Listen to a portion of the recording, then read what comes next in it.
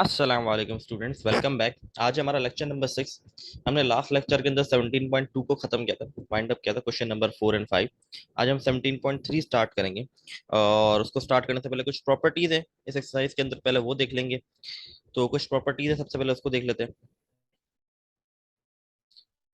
ये प्रॉपर्टीज है जो आपको पता होनी चाहिए, क्योंकि ये एमसीक्यूज में भी पूछी जा सकती है आप लोगों से।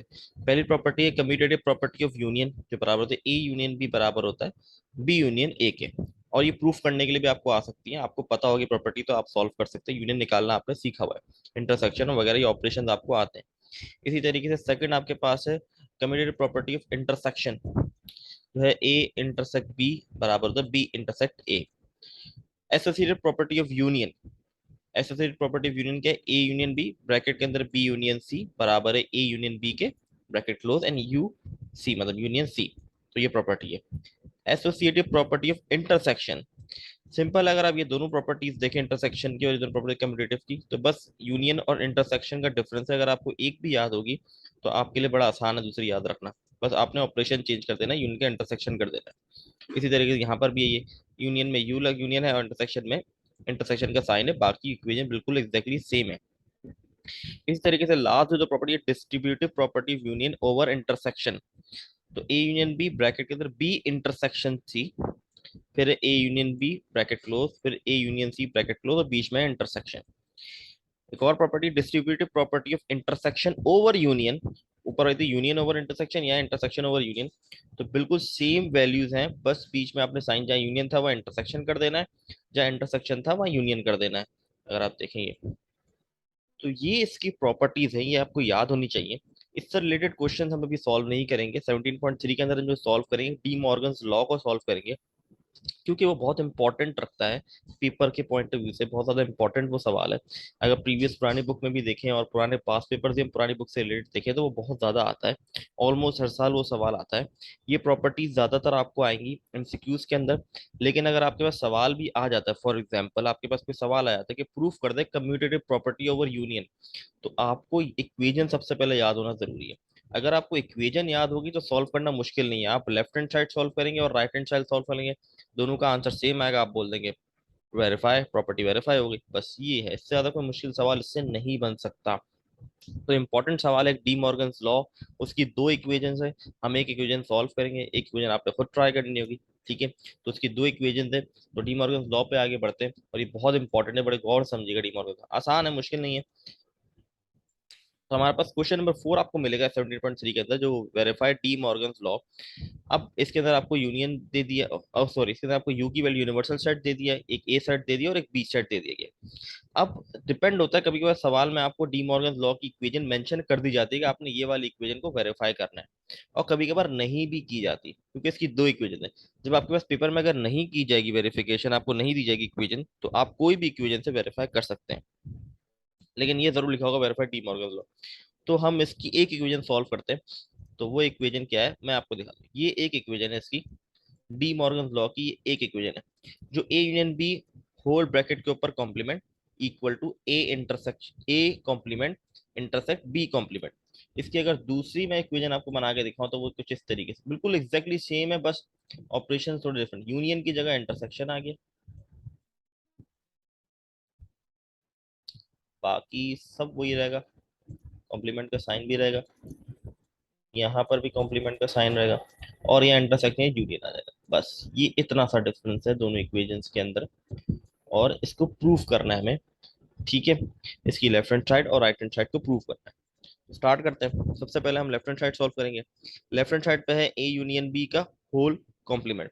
अगर आपने 17.2 को क्लियरली समझा हुआ है, उसकी प्रैक्टिस की है, तो आपके लिए ये ऑपरेशन सॉल्व करना कोई मुश्किल नहीं होना चाहिए, क्योंकि 17.2 आपको बेसिक सिखाती है कि किस तरीके से ऑपरेशन अप्लाई कर रहे हैं। अगर एक से ज्यादा ऑपरेशन, जैसे यूनियन भी है, इसके ऊपर कॉम्प्लीमेंट भी लगा हुआ है ब्रैकेट के ऊपर, तो किस तरीके से सॉल्व करना है ये हम 17.2 में समझ सीख चुके हैं। और अगर आप प्रैक्टिस कर रहे हैं तो आपके लिए बड़ा आसान है सॉल्व करना, बस आपको इक्वेशन याद रखने की जरूरत होती है। तो सबसे पहले ए यूनियन बी ब्रैकेट के अंदर वाली साइड साइड सॉल्व करेंगे, तो ए यूनियन बी, यूनियन क्या करता है, दोनों ब्रैकेट्स की वैल्यूज को मिला के लिख देता है, वही उसने किया। अब क्या करेंगे, ए यूनियन बी के ऊपर कॉम्प्लीमेंट है, तो हम यूनिवर्सल से माइनस कराएंगे ए यूनियन बी को, यूनिवर्सल से माइनस कराया ए यूनियन बी को, और ए यूनियन बी का आंसर हम निकाल चुके हैं, तो हमने यहाँ पर लिख दिया, ये हमारा यूनिवर्सल सेट है। हमारे पास यूनिवर्सल सेट है, तो हमारे पास आंसर आ गया माइनस करने के बाद 5 7 9 10 11। ये लेफ्ट हैंड साइड सॉल्व हुई है। कैसे आया? फिर रिपीट रिपीट कर देता हूँ। माइनस क्या करता है? सेम वैल्यूज को कट डाउन कर देता है। 1 2 3 4 कट हो गया, 6 भी कट हो गया, 8 कट डाउन हो गया, एंड 12 यहाँ से सारे कट हो जाए। माइनस में क्या होता है? जो सेम वैल्यूज होती हैं वो कट डाउन हो जाती हैं पहली, और दूसरी जो फर्स्ट ब्रैकेट में बच जाता है वो आंसर होता है। यहाँ पर सेकंड ब्रैकेट में कोई भी रिमाइंडर नहीं है, लेकिन अगर कोई रिमाइंडर आपके पास बचता भी है सेकंड ब्रैकेट में तो वो आप नहीं लिखते हैं, ये माइनस का रूल है। ठीक है, तो ये आपके पास आ गई लेफ्ट हैंड साइड 5 7 9 10 11। अब हम राइट हैंड साइड को सॉल्व करेंगे और उसमें भी यही आंसर आएगा और वही है प्रूफ। तो इसको देख लेते हैं। ये इक्वेशन थे, हम सॉल्व कर रहे थे। राइट हैंड साइड हमारे पास है A complement intersect B complement. तो सबसे पहले ए कॉम्प्लीमेंट निकालेंगे, यूनिवर्सल से इसको माइनस कर देंगे। माइनस का रूल सेम है, हम सेम वैल्यू को कट डाउन कर देंगे। 1 कट गया, 2 3 4 6 एंड 12। तो जो रिमाइंडर बचा वो हमारा आंसर फर्स्ट ब्रैकेट के अंदर 5 7 8 9 10 11। अब हम बी कॉम्प्लीमेंट को निकालेंगे, यूनिवर्सल माइनस बी। यहाँ भी सेम स्टेप, आपने सेम वैल्यू को कट डाउन कर दिया। 2 कट डाउन हो गया, 4 हो गया, 6 एंड 8 सेम वैल्यू हो गई कट डाउन। अब कह रहा है ए कॉम्प्लीमेंट और बी कॉम्प्लीमेंट का इंटरसेक्ट कर दो। तो ये तो इसकी वैल्यूज आ गई। अब A complement intersect B complement करना है, तो दोनों की वैल्यू को इंटरसेक्ट करेंगे। इंटरसेक्ट में रूल ये था कि जो सेम वैल्यूज होती हैं वो लिखी जाती है। तो सेम कौन को देख लेते हैं हम। 5 हमारे पास सेम आ रही है पे, 7 भी सेम है,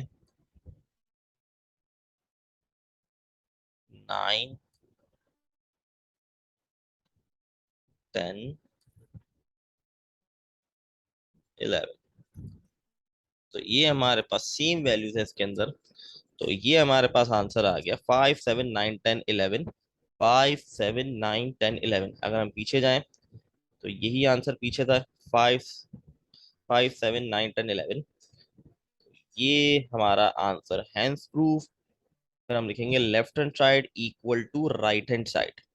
तो ये थी हमारी डी मॉर्गन्स लॉ। इस तरीके से इसको सॉल्व करना, ये बड़ा इंपॉर्टेंट क्वेश्चन है पेपर के पॉइंट ऑफ व्यू से।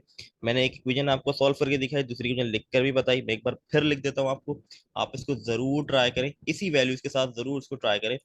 ए intersect B whole complement, A complement union B complement. इस इक्वेशन को आप लोग जरूर करें, इस इक्वेशन को आप जरूर सॉल्व करें एक बार। ठीक है, ताकि आपकी प्रैक्टिस भी हो जाएगी, और इसी वैल्यूज के साथ करें जो इसमें मैंने इस्तेमाल की है। आई होप आप लोगों को चीजें क्लियर होंगी। 17.2 में हमें इतना ही करना है। हमें प्रॉपर्टीज आनी चाहिए, प्रॉपर्टीज की इक्वेशंस जो है वो आपको आनी चाहिए। ठीक है, ये इंपॉर्टेंट है, और आपको डी मॉर्गन्स लॉ आना चाहिए। ये दो इंपॉर्टेंट चीजें थी इसके अंदर। ठीक है, आई होप आप लोगों को क्लियर होगी। इंशाल्लाह इंशाल्लाह नेक्स्ट वीडियो के अंदर हम कहाँ जाएंगे, हम नेक्स्ट वीडियो के अंदर 17.4 स्टार्ट करेंगे जो वेन डायग्राम से रिलेटेड है। पहले हम वेन डायग्राम को पढ़ेंगे, वो किस तरीके से हम बनाते हैं उसको, क्या क्या रूल्स होते हैं। फिर हम इंशाल्लाह 17.4 को सॉल्व करेंगे।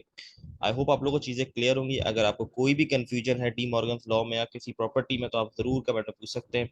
तब तक के लिए अल्लाह हाफिज।